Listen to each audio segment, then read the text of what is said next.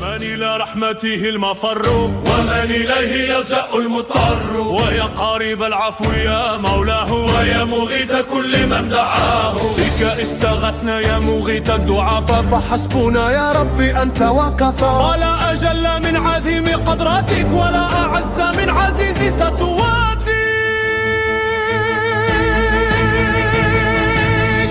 لملكك الملوك تخدع تخفض قدر من تشاء وترفع والأمر كله ليك رده وبيديك حله وعقده وقد رفعنا أمرنا إليك وقد شكونا ضعفنا إليك فارحمنا يا من لا يزال عالما بضعفنا ولا يزال رحيما انظر إلى ما مسنا من الورى فحالنا من بينهم كما ترى قد قل جمعنا وقل وفرنا وانهد ما بين الجموع قدرنا